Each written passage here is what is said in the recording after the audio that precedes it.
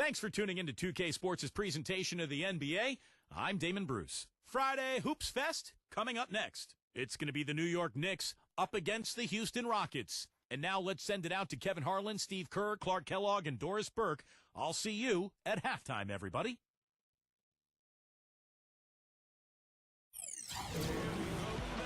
And thanks for tuning in to the NBA. Now a chance to check out our starting lineups. First for the Knicks, Felton is out there with Iman Shumpert. And in the middle, the 2012 Defensive Player of the Year, 7'1" rebounder, shot blocker, and leader Tyson Chandler. Then it's Anthony, and it's Bargnani in at the 4 spot. And then for Houston, manning the backcourt, Jeremy Lin along with James Harden. And it's center, the most dominant physical presence in the NBA, the elite defensive big man, Dwight Howard. Then there's Chandler Parsons, and it's Ashik in at the 4-man position. What's interesting for me to watch with Mike Woodson as head coach in New York is the exciting floor spacing offense they started playing last season. In Atlanta, he'd been known for a grinded out isolation play style, but has actually tweaked his approach a little bit, and that's been impressive.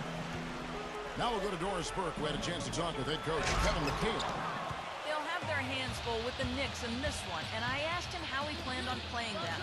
He told me they have some big names. Melo, Kidd, Amare, the list goes on. I think we can beat them with our depth, though. The deeper into the benches each team goes, the better advantage we'll have. We'll see if his bench backs up his remarks, guys. All right, Doris. And back to Mike Woodson, not a flashier, high-maintenance type of personality. He keeps it on the level, and I think, Steve, the players appreciate that. Players definitely like that. He's very quiet on the sidelines, but not afraid to get in your face when necessary. And I think that's a really good temperament for a coach to have. In general, I think he's a guy who is very well respected around the league and did an excellent job with New York a season ago. Oh, he's going to keep banging those home if you give him that much space. Back to Lin. Dishes to Harden. Back to Lin. Lock at 6. And there's the call on Felton. That is his first foul of the game. Well, he tried to step in and cut him off, but just not quick enough. And we have the benefit of replay, but I think they got that one right, which is the case most times, even though fans don't think so. Lin's shot is off. You know, Jeremy Lin made a lot of strides last season on the court, guys, but I think in order for him to take his game to the next level, he's got to be a bigger and more consistent threat from outside. If he can home in on that 3 ball, I think it'll be much more difficult to defend. The Rockets have gone 1 of 3 for the field to start this one so far. 52 seconds left in the first quarter. For 3, the Knicks pull it in. And for Jeremy Lin, his 3-point stroke did improve. His last season wore on. Well, once he got his legs under him, he was shooting over 40% from long range. And that's key when you're playing alongside a guy like James Harden, who's so good with the ball in his hands. So for the Knicks, Stoudemire's checked in for Chandler. World Peace comes in for Bargnani. And J.R. Smith's subbed in for Iman Shumpert. Anthony, guarded by Garcia. World Peace, the pass to Smith. Back to World Peace. Fires the 3. And the Knicks miss again. Cloak loose. It's stolen by Anthony. And good. Got the English that time as it falls. Anthony's got his first points of the game. Here's Beverly. He's guarded by Udrih. Beverly dishes to Harden. And there's the feed to Beverly. Back to Harden. Just 5 to shoot. And 2 free throws coming up as he misses that one. Drawing the whistle and a lot of contact there. It's his first trip to the line. The first free throw is good. And the Rockets making a change here. Harden hits them both. We're about 3 minutes into this first quarter. Here's Anthony, and a beautiful feed leads to a monster jam. Stupendous rush to the rim and a mighty slam on the end of it. But through the teeth of some pretty soft D, I can't help but say that. Well, let's see how that impacts things here, because those kinds of plays sometimes can be game changers on both sides. A good close contest so far as we finish the first quarter. Either team able to build much of a lead up to this point as we start the second quarter. And guys, what's your take on the Knicks so far? Yeah, the defense has been terrific. They came out right from the beginning, alert and focused, and they've been really good at that end of the floor. And I think coach has to be pleased with the effort, Steve. Now here's Anthony. That's good. That's Udrih with the assist that time. And it's 6 points for Carmelo Anthony. Well, he's one player who can get hot in a big hurry. It's like he has an on-off switch, and once it gets flipped on, he's tough to stop. And he's also one of those guys who just seems to be able to take it up a few notches when there's a game to be won late in the fourth quarter. In other words, he's at his best at winning time. Now let's go to Doris Burke. Doris? Well, gentlemen, it is now the third team in as many years for Dwight Howard, but he feels as though he's found the right place with the Rockets. Howard said, quote, "We've got a lot of young players and the opportunity to grow. Financially, I'm leaving money on the table, leaving a storied franchise, but this is an opportunity for me to write my own story." And Kevin, he felt this team gave him the best opportunity to win a championship. And with a talented core, including James Harden, it's hard to argue. I tend to agree with him. Thanks, Doris. Last year, Amari knew that he was going to be a different player, but made sure to prepare for it the best he could as he tried to add more moves to his post game in order to remain an impact player in this league. Well, I'm sure he'd like to have that one back, but making it a two-possession game was the key, and he got that done. And now the first timeout called here for the Rockets. And back to Amari Stoudemire. It's amazing how great a scorer he was without really being a back-to-the-basket big man. Oh, he was absolutely lethal when he was healthy. Facing you up, it was the last thing you wanted to see as a defender because he can make you look bad. But like a lot of players, when the athleticism starts to decline, the post game is where you can use your footwork, skill, savvy, strength to get high percentage buckets. And he's got a good enough touch to be able to do that. And a chance for just a second now to check out the scoring breakdown for New York. Guys, they're really passing the ball well here in the first half. You know, it also hasn't taken them long to make their mark in the paint. I mean, they're doing a lot of their scoring from in there. Now, here is World Peace. He's had some playing time, but no scoring yet from him. Gets it to go. Anthony in a rhythm and a groove now. Rockets trail by 3. You can't be the number 2 seed in the East by being mediocre on the road. I mean, the Knicks had a veteran group, and they all had the mental fortitude and experience to finish off games on the road last season. And defensively, he forces a ton of turnovers. He's great at anticipating where the ball is, where it's going, and what his man's going to do with it.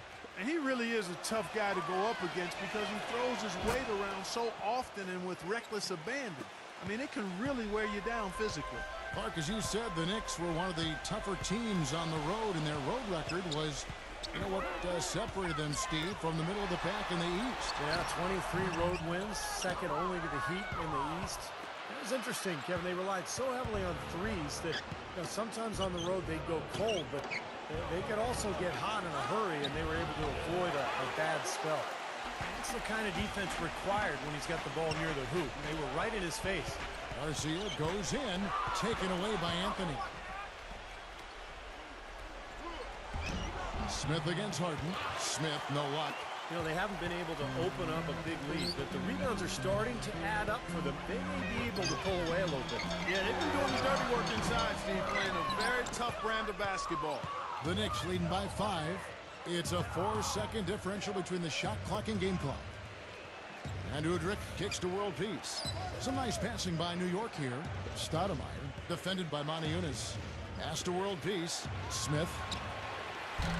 New York, no good that time either.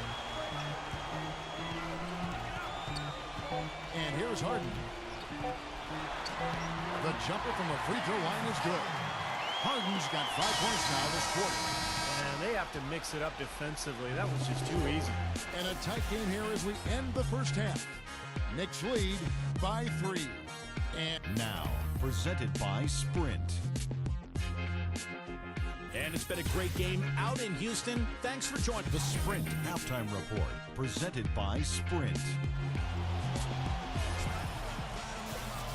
Welcome back, everybody. The start of the second half getting underway. Both teams battling hard through the first half. One of the stories here, James Harden getting it done today. Well, he created a lot of opportunities for himself in the first couple of quarters. And tell you what, he was smart with his shot making, too. He really took good ones. You know, points per shot attempted is really one of the undervalued stats in the game, and it's a real measurement of efficient scoring.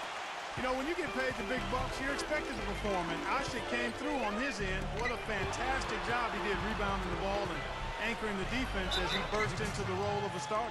And when you take a look at Ashik defensively, Steve, what do you think makes him so special? Well, first of all, Kevin, he's got great footwork, and his feet are much quicker than people realize. He's very strong, and he can really jump. But what he does really well is he keeps his hands high and rarely draws fouls. He really understands how to guard without fouling. He's off on the second. Well, you know, guys, the Houston fans could be forgiven for not having heard of Umir Ashik. When the Rockets signed him as their starting center a season ago, he was a second-round pick out of Turkey in '08, a backup in Chicago, but he's quickly shown himself to be a key piece of this promising young core. And a chance here to catch up with the fourth member of our crew, Doris Burke. Hi, Doris. Well, guys, for Dwight Howard, a perfect fit with head coach Kevin McHale. So often, head coaches are former point guards, but in McHale, a Hall of Fame power forward. Howard has a coach he can quite literally see eye to eye with. And McHale is one of the all-time great post-up scorers. And for Dwight Howard, he said that was the biggest reason for his decision to come to Houston, saying, quote, "I felt he could really help me develop in the post." Guys, back to you. You don't see many great back-to-the-basket big men these days, Doris. He is one of the best, certainly. There's the bucket. Good. And you have to give the Rockets credit for going after Ashik, a player who never averaged more than 15 minutes a game in Chicago, a restricted free agent with the Bulls, and became a very important part for the Rockets. Well, they clearly saw something special with Ashik. He's a great rebounder and defender, uses his body, understands angles, and plays that verticality really well as a defensive center. And New York making a change here. Smith has checked in, out of bounds. Houston takes possession.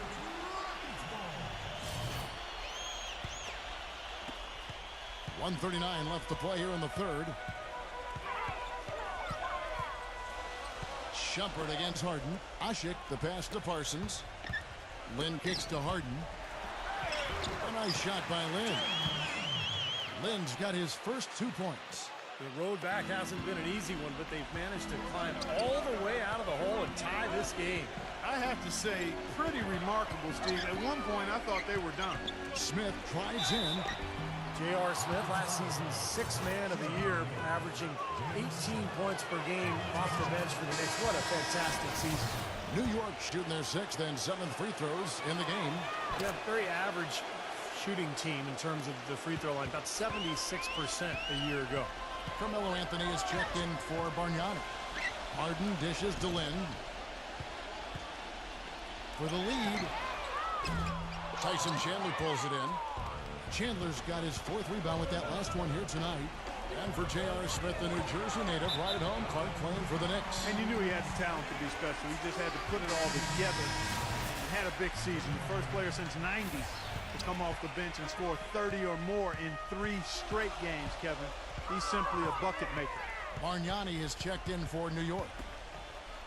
Tipped away. The drive by Shumpert. Oh, man, that was unreal. Mark it up. I don't know that this is the time for that kind of flair. In a close game, the important thing is the 2 points, not the dramatics. Oh, come on, Clark. He had to go for it, didn't he? I'm with you, Kevin. You can't fault him for that. I mean, just let him go. Who cares? And New York making a change here. Chandler's checked in. A little over 2.5 minutes off the clock in this final half of play. Then the pass to Ashik. Out of bounds, New York takes possession. I tell you what, wandering aimlessly out of bounds like that might earn him a ticket to the bench. The Knicks leading by 4. Smith outside. It's Carmelo Anthony on the way. Smooth as silk on the finger roll. Anthony's got 10 points in the game. You know, something we're seeing less and less of these days, that little finger roll. And it's slammed in by Howard. You can see the eye contact there. Gave a little nod and then burst to the rim for the alley-oop slam. No doubt, Clark. A pair of teammates with a terrific feel for each other out on the floor. And what a play to make in a close game, a potential momentum builder. Whatever their plan was defensively that time, it didn't work. Not if it results in that shot. And we've reached the end of the third. Knicks out front, upset. We've got a great game on our hands as we welcome you back. The fourth quarter of action getting started. And a chance now to catch up on some numbers here. The hustle stats for the Knicks. Their high-energy defensive effort has paid off for them, guys, with more than a few steals over the course of the ball game. And the other thing they're doing, Clark, is scoring a lot of points off turnovers, forcing mistakes and cashing in. He's gutsy. That's what I really respect about him. It seems like the more pressure there is, the more he enjoys the moment. So he is the guy you want taking the big shot at the end of the game. And Steve, you know, his ability to come in and rattle off 10, 20 points in no time flat, that's a gift and a real asset for any team. Some guys need a while to get going, not him. Up over 50% now from the floor with the way they've shot this half. Yeah, that's a nice improvement. It's not a surprise to see them out in front with the way they have shot throughout the entire game, as a matter of fact. They've been very efficient offensively. Hashet with the bucket. You got to put bodies on the glass right there. They just are not getting it done on the boards. Yeah, they've got to do a much better job of going harder than that to the glass. And here's Anthony from the arc. It's rebounded by Houston. Hashet's got 6 rebounds here tonight. Then kicks to Harden. He dishes it to Hashet. Outside, Lynn. He's covered by Felton. Pass to Harden. 1:30 left here in the fourth quarter. Huge possession. What a finish we've got coming now. Anthony against Land. Back to Anthony. Outside, Felton. That's in there. Anthony with the assist. That's now 8 points for Raymond Felton. Beautiful feed off the bounce to his teammate there. Nicely done. A moment to check in with Doris Burke. Doris? Thanks, guys. I was able to hear Kevin McHale coaching his team during that break. He said, listen, we've come this far. Now we've got to lay it on the line to get a win. I know we can do it. So show them what you got and let's make it happen. Guys, we'll see if they can do it. Parsons attacking. Good. They ran that inbound play perfectly there to get the quick hitter. New York calls timeout. They lead by 5. 1:09 left in the fourth. And we're around 2 minutes into the fourth quarter here. Anthony kicks to Bargnani, and he makes good on the layup. And their solid play in the paint continues, guys. Well, that's been the focus, Clark, as we've watched. I mean, they've created one chance after another inside. And fouled hard that time. They'll get to the line and shoot 2. It's on Tyson Chandler. He gets the first, and then trims the lead to 6. Second free throw, no good that time. He really wanted that one. Not nearly as productive a trip to the line as he'd have liked. They need all their free throws to go down at this point. Anthony's shot is off. Clark, a big-time possession here. Tell you what, their hearts have to be racing right now. Nothing's going his way since the horn. I mean, looks like he used up all his mates in the last quarter. For New York, they've gone 3 of 5 here in the fourth quarter. Pretty good numbers coming out of the break. Out of bounds, Houston takes possession.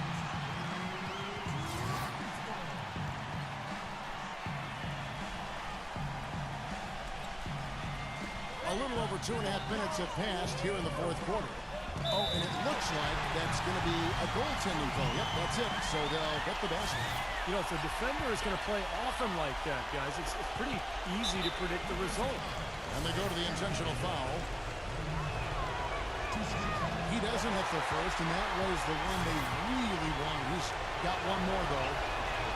So he can't get either to fall. Timeout called the Rockets. They're down by 4. 23 seconds left in the fourth quarter of this one. What do you think, guys? I think the coach is telling them here to just take the easy points in a hurry, and then you got to foul right away. I don't think they necessarily need to just foul blindly right away here. You'll go for a steal before you send one of them to the foul line. A crucial basket. They needed it, and he gave it to them. They foul intentionally. That's what they have to do at this point. They You can't let them pound the ball and just milk those precious seconds away. No other option here but to foul and hope for a few misses at the line. So he gets them both, and it's a 4-point ball game. I don't need to tell you guys, those free throws are big. It's a two-possession game now. Parsons for three. And that shot brings them to within just one. And just about 3 minutes through the fourth quarter here. And an intentional foul there stops the clock. So the first one drops, and that will put them up by 2. And so he drops them both. It's a 3-point game. That last free throw was critical. Their only choice now is to go for the 3 to tie. Here's Lynn. No good from 3-point territory. So post game sees New York